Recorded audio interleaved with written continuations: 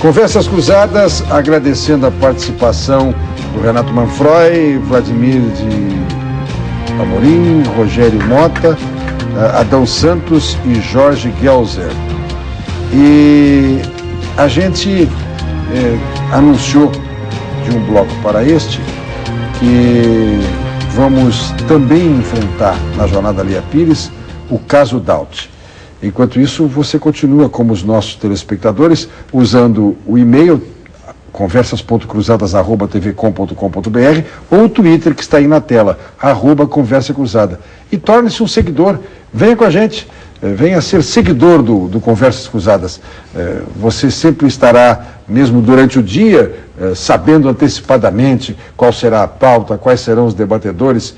Siga o Twitter do Conversas Cruzadas. Mas nós dizíamos, o caso Daut será retomado na PUC durante a Jornada Lia Pires. Em que medida, doutor Flávio?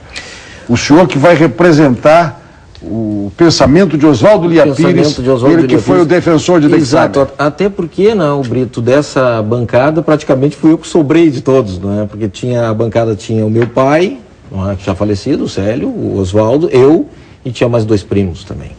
E na assistência o Amadeu Weimann e o Milton Terra Machado, que foi quem acabou fazendo até a sustentação oral. O Ministério Público tinha o doutor Paulo Olímpio Gomes de Souza, que era o procurador-geral, já que o julgamento era no pleno.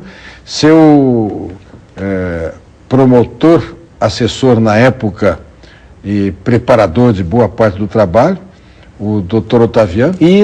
Carlos exatamente. Carlos Otaviano. Foi ele que, as razões praticamente, junto com o doutor Paulo Olímpio, os dois trabalharam nas razões. Então, o que nós pretendemos fazer com isso? É evidente que nós não vamos rediscutir o mérito do caso, porque isso não teria nenhum cabimento. Quer dizer, o caso foi julgado há 23 anos atrás, a votação, eram 21 desembargadores, e aí a questão do número, não é? Que nós estávamos falando aqui, a questão de número de jurados. Não eram jurados, eram desembargadores, era um outro tipo de julgamento, perante o Tribunal Pleno, quer dizer, era um órgão especial. O processo era um processo do tribunal, não era um processo de júri, o rito processual era dos processos de competência originária do tribunal, não vigia ainda essa lei agora dos recursos, ainda não. Então, quer dizer, foi um julgamento diferente. Ele não era um julgamento sob o rito do tribunal do júri. Mas isso acabou favorecendo, talvez até tenha favorecido, por estas razões que vão aparecer lá e que agora eu vou rapidamente colocar, talvez até tenha favorecido um pouco na questão da análise do caso. Porque o caso Daut teve uma exposição muito forte na imprensa. A primeira vez que se usou computação gráfica. Exatamente. O doutor Oswaldo apresentou um vídeo e apresentou efeitos. Efeitos na época que seriam efeitos especiais. Hoje seria como um videogame daquele. Antigo. Mas na época era uma inovação. Porque não existia a questão da computação gráfica. Saudavelmente o processo, o julgamento, a sessão de julgamento. Durou mais de um dia. 2 dias, com transmissão direta por rádio e televisão. E este é um outro tema que a gente vai enfrentar. Exato. Por que é que ainda existe juiz que diz que não pode transmitir, mas o que é isso? Foi transmitido ao vivo. Claro. Inclusive, essencialmente, os votos lidos eram reproduzidos na rádio, e o dado curioso desse julgamento foi que nós tivemos votos que absolveram, a maioria, né? Foi 14 a 7. Que condenaram. E na absolvição, que absolve, porque não foi ele, ou porque não tem prova suficiente que foi ele. Então, uma aula de direito foi esse julgamento. 4 ou 5 absolveram acolhendo o álibi, dizendo que não foi ele. Não foi ele. Os demais foi insuficiência de prova. A partir do voto do desembargador Alaor Terra, foi uma aula sobre álibi. Sim, exatamente.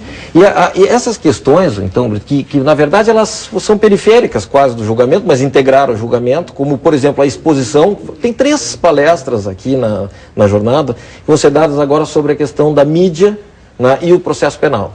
Uma em relação ao Tribunal do Júri, eu tenho a impressão até que o Dr. Braulio... São 3 palestras.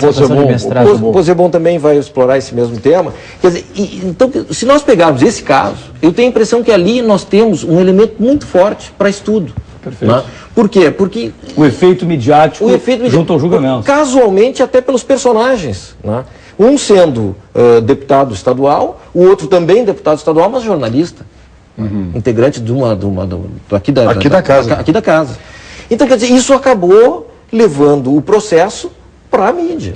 Uma pergunta, não só para o Flávio. jornal, como para a televisão, para a rádio. Se discutia... Vai ser na quarta-feira. Na quarta-feira. Na quarta-feira. A primeira parte do trabalho será buscar imagens da ocasião, a gravação do julgamento. Exatamente. A primeira parte até foi uma busca do CANC, do Centro Acadêmico. O Centro Acadêmico providenciou uma cópia do debate entre o Dr. Paulo Olímpio e o Dr. Oswaldo. Isso vai ser apresentado no lugar do júri simulado. Então, ao invés do júri simulado, vai ser apresentado o debate. E à noite, então, é que nós vamos fazer esse debate entre o Dr. Paulo Olímpio, o desembargador Décio Erpen e eu. E o assunto é esse, né, Brito? Quer dizer, é explorar algumas questões do caso, inclusive a forma com que foi utilizado o processo. Porque o desembargador Décio, na época que foi o condutor do processo, o relator, ele teve muita sensibilidade na questão da condução desse processo. Porque ele chegou a criar fórmulas que não existiam. Por exemplo, houve um debate com 2 horas para a acusação e 2 horas para a defesa. Isso não tinha no regimento. Ele buscou inspiração no júri. Buscou inspiração no júri. Quer dizer, ele na verdade teve que criar, o próprio tribunal criou um sistema para que fosse preservado o direito de defesa, para que fosse preservado, inclusive, o direito à acusação. Bom, eu imagino que as inscrições estejam esgotadas para o evento. Olha, não, ainda tem inscrições, tem bastante gente inscrita. Eu não saberia te dizer quanto, mas há ainda capacidade. Eu lamento muito não poder estar lá, eu gostaria de estar lá. Nós vamos estar na tua palestra. Não, tudo bem. Mas tem uma questão interessante. Imperdível, mas que fique bem claro, tanto de nossa parte como de parte da jornada, não vai haver um novo julgamento mas com certeza, do acusado. Com certeza. Absolutamente não. Absolutamente é uma perspectiva histórica. Exatamente. Reconstrução, uma reconstrução. Para que se possa explorar estas questões, por exemplo, a questão processual, a competência. Hoje estaria modificada a competência, tem uma súmula. Não. Mas ainda não. É uma questão, a princípio... Mas tem uma questão que eu acho importante, que não foi falada aqui sobre o caso do Daut, a discussão sobre o espaço e a importância da polícia técnica, das perícias que foram e as que não foram feitas, que foram até, foi mais falado aquilo que não foi feito do que provavelmente o que foi feito. E eu me lembro do Toqueto, que era uma autoridade e continua sendo, né? Exato. Mas ele ventilando os problemas técnicos, e hoje em dia que a gente está assistindo cada vez mais a investigação sendo técnica, é DNA, é resquício de pólvora aqui, quer dizer, cada vez mais prova científica, a polícia técnica. E nesse caso, foi talvez um dos primeiros em que se ventilou publicamente esses problemas. A falha de não ter periciado. Eu ainda estava no júri semana passada discutindo o problema da identidade do rastro de pneu. E ali eu me lembro, Toqueto explicando, se tivessem feito a perícia no carro, naquele pneu e no lugar, eu poderia ver as digitais que o pneu deixa no chão, ou seja, a perícia técnica para me dizer se aquele Monza era ou não. E houve uma grande discussão com relação a isso, a uma eventual falha nas investigações preliminares, e que teriam então consumido a um problema vinculado do processo de realidade. Inclusive na época, eu me lembro esse processo foi tão interessante que eu me lembro de acadêmicos de direito acompanhando. O Flávio, seguidamente na televisão, aparecia, cabeludo naquela época. Mas como agora? É que eu estou um pouco distante, não consigo perceber. Mas era interessante esse tema porque a cada momento era um jogo de xadrez. Era uma estratégia, tanto da acusação, capitaneada pelo Paulo, como pela defesa. Então, esses elementos eram curiosos porque instigavam. O que vem agora? Não era apenas apresentar uma defesa e se aceitava. Havia uma impugnação e uma sobreimpugnação e uma contradição a todo momento. Reportando as questões do rádio, nós acompanhávamos os votos, às vezes cansativos pela leitura monótona, mas para quem tinha interesse ou era cativado pelo jurídico, acabava se embrenhando naquela solidão daquela voz, mas aprendendo, trazendo algum contexto jurídico. Nós temos sobre isso... Nesse caso também tem, se me permite, Brito, esse componente que o Dr. Flávio trabalhou, que hoje no júri é muito importante, né? A questão do cuidado que a defesa muitas vezes tem que ter na inovação, para não errar a mão, como se diz, né? Então, por exemplo, essa prova que foi demonstrada em plenário, de maneira regular, porque apresentada com antecedência, ela na verdade atingiu o grande pilar da acusação, que era a única dita testemunha presencial.